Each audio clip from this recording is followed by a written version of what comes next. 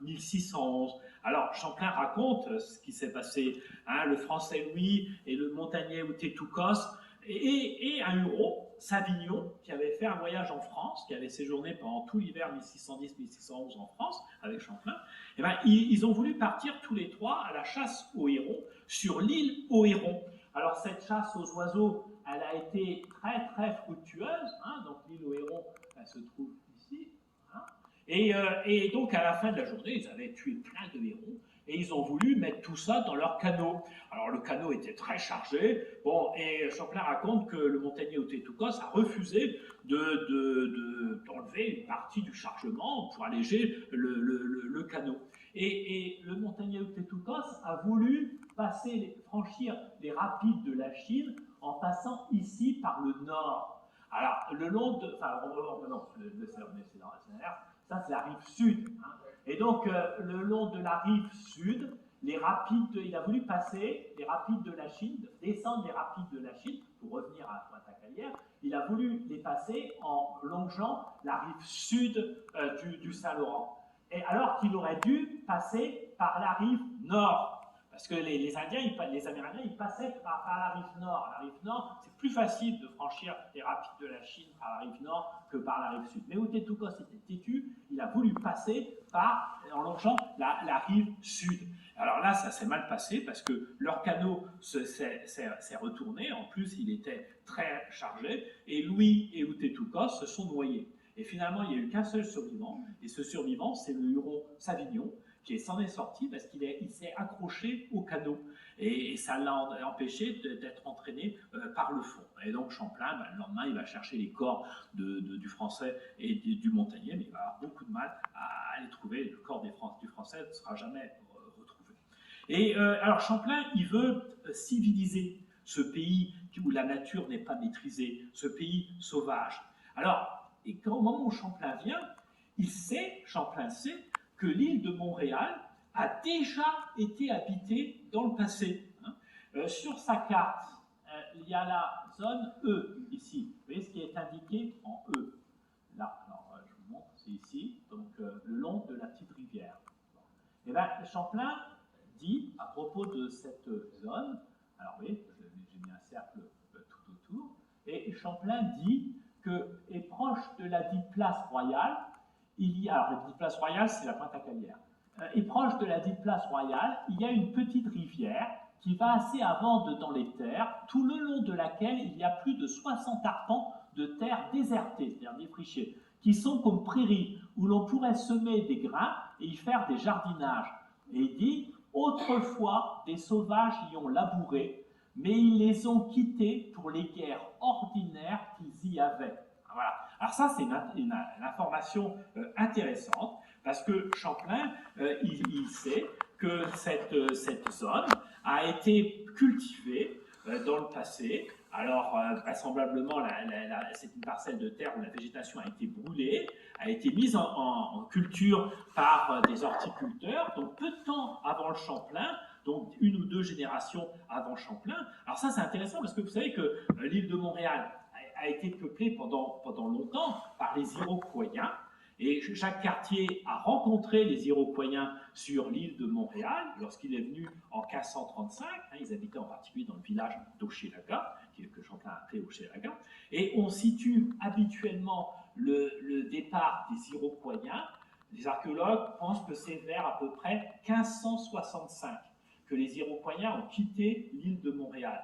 Mais vraisemblablement, si on se fie à l'information que nous donne Champlain, il y avait encore des petits groupes d'Iroquois qui vivaient sur l'île de Montréal jusqu'à une ou deux générations avant l'arrivée de Champlain, c'est-à-dire jusque vers 1580. Alors, Champlain ne nous donne pas plus d'informations. Champlain n'a pas vu d'espace saccagé, il n'a pas vu de restes d'habitation, il n'a pas vu des restes d'habitation envahis par la végétation, il n'a pas vu des restes de villages palissadés, abandonnés par leurs habitants. Non. Hein. Donc, on n'a malheureusement pas plus d'informations. Mais il ne faut pas oublier aussi que lorsque Champlain vient en juin 1611 sur l'île de Montréal, il n'est pas tout seul, il est accompagné par des Amérindiens. Et parmi les Algonquins qui sont venus pour la traite des fourrures, il y avait des Algonquins qu'on appelle aussi les Onontchataranos. Et ces Onontchataranos, ce sont des Algonquins qui vivent dans la rivière des Outaouais, à l'époque de Champlain, mais ce sont des descendants, eux-mêmes se disent descendants, des Iroquois de l'île de Montréal. Et les Français de cette époque, qui rencontrent des Onontchataranos, eh bien, ils vont obtenir des informations sur l'occupation de l'île de Montréal du temps des Iroquois. Et donc, en plus, Champlain, il a la chance d'avoir à ses côtés Étienne Brûlé. Étienne Brûlé, il a vécu chez les Algonquins et il parle la langue des Onontchataranos. Donc, ça lui permet d'avoir des informations de première main. Alors, Champlain, il s'installe, donc en juin 1611, il s'installe sur la Pointe-à-Calière. Donc, la Pointe-à-Calière, c'est ici, j'ai mis un petit cercle, la lettre A. Hein.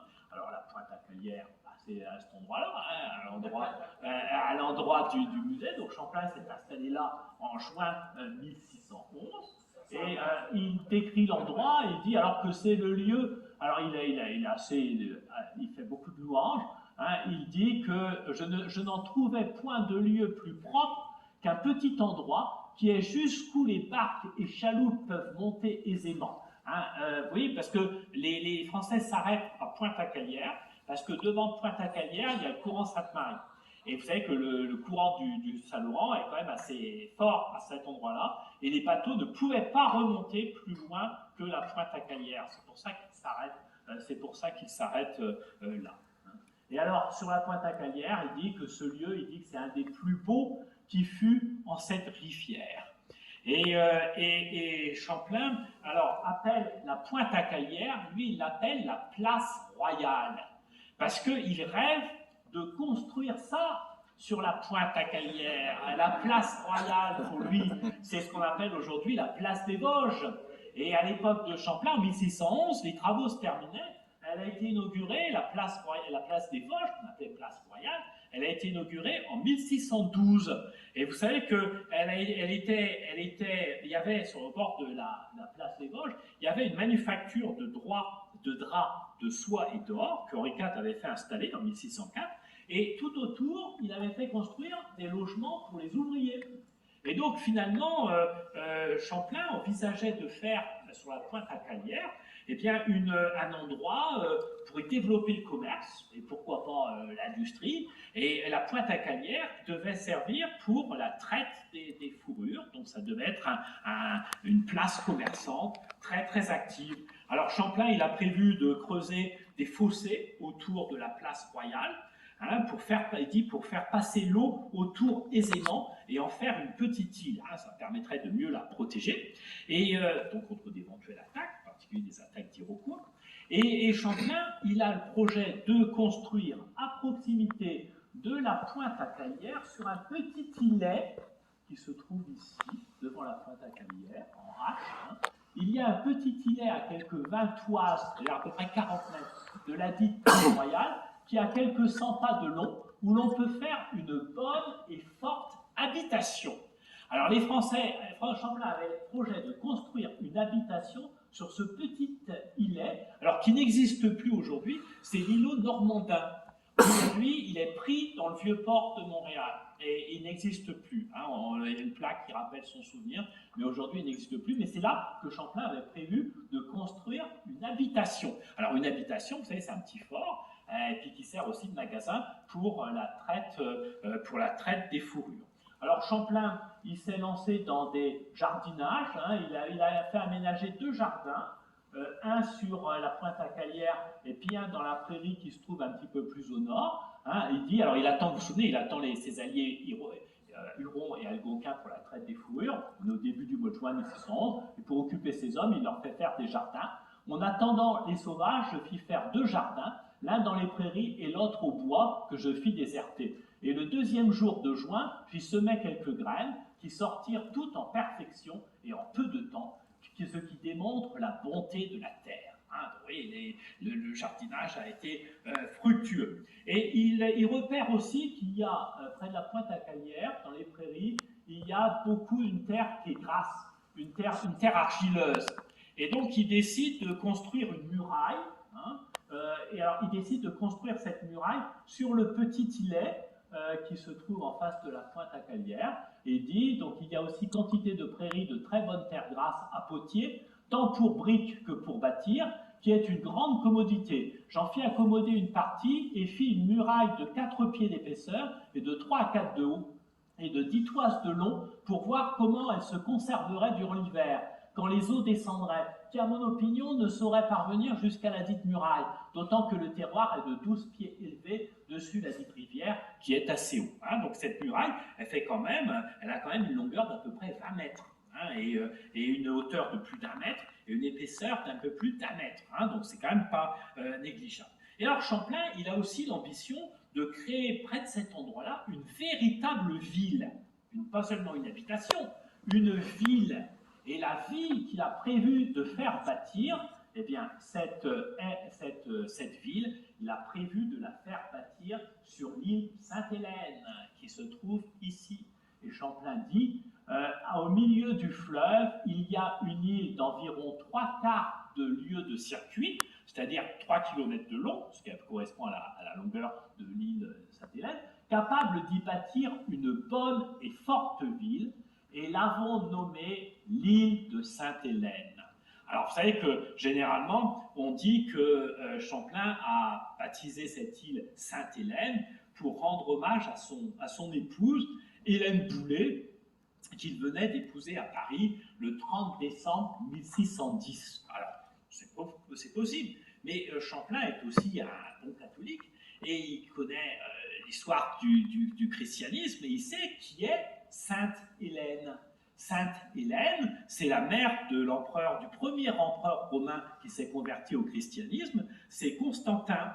Et vous avez ici une représentation de Sainte Hélène. Et cette Sainte Hélène, selon la tradition, c'est elle qui a découvert à Jérusalem, en 326, les restes de la vraie croix du Christ. Et c'est elle qui a retrouvé aussi la couronne d'épines du Christ. Et cette couronne d'épines du Christ, et ces restes de la vraie croix du Christ, où sont-ils? Eh bien, il ne faut pas l'oublier que la couronne du Christ et la couronne d'épines du Christ et des restes de la vraie croix, on les trouve dans l'église, dans la Sainte-Chapelle à Paris. Et cette Sainte-Chapelle, vous savez, cette Sainte-Chapelle, elle a été construite pour abriter ces prestigieuses reliques, la couronne du Christ et un morceau des restes de la vraie croix. C'est le roi Saint-Louis qui a fait construire cette église au XIIIe siècle. Et cette Sainte-Chapelle, elle se trouve dans l'île de la Cité, à Paris, hein, le cœur de Paris, au milieu de la Seine. Alors, vous voyez, l'île de la Sainte-Chapelle, elle se trouve ici, à côté du palais de justice, sur l'île de la Cité. Et quand Champlain a baptisé l'île Sainte-Hélène, eh ben, il pensait très vraisemblablement à l'île de la Cité à Paris. Et il rêvait de faire ici, à Montréal, eh bien, un nouveau Paris. Un nouveau Paris au milieu du Saint-Laurent, hein, comme Paris était né au milieu de la Seine. Et regardez, vous avez l'île de la Cité ici, ici vous avez l'île Saint-Louis, et à Montréal c'est la même chose. Vous avez au nord de l'île Sainte-Hélène, vous avez l'île Ronde, qui aujourd'hui est rattachée à l'île Sainte-Hélène. Mais à cette époque-là, c'était deux îles différentes. Et quand Champlain a vu cette configuration, ben, il a pensé à l'île de la Cité, il a pensé à l'île Saint-Louis. Et donc, il voulait faire ici un autre Paris, hein, le Paris de la Nouvelle-France, ayant comme cœur l'île Sainte-Hélène. Alors, bien sûr, pour faire cette nouvelle ville, il faut des habitants. Et pour ça, Champlain compte sur les Amérindiens. Et quand il a remonté la rivière des Outaouais en juin 1613, il s'est arrêté sur l'île Morrison, près de l'île aux Allumettes, et il a rencontré les Algonquins du chef Tessouat. Et Champlain a promis aux Algonquins du chef Tessouat de construire une habitation sur l'île de Montréal. Et il leur a dit, ce serait bien de venir y vivre, plutôt que de vivre sur l'île Morrison, au milieu de la rivière des Outaouais. Pourquoi est-ce est-ce que vous ne viendriez pas vivre sur l'île de Montréal? Et il a fait la promesse de faire en 1613, je cite, les préparatifs de bois et de pierre pour l'année suivante, c'est-à-dire 1614, faire un fort et labourer cette terre. Et Champlain nous dit que lorsque les Algonquins de Tézouat ont entendu sa proposition, ils firent un grand cri en signe d'applaudissement.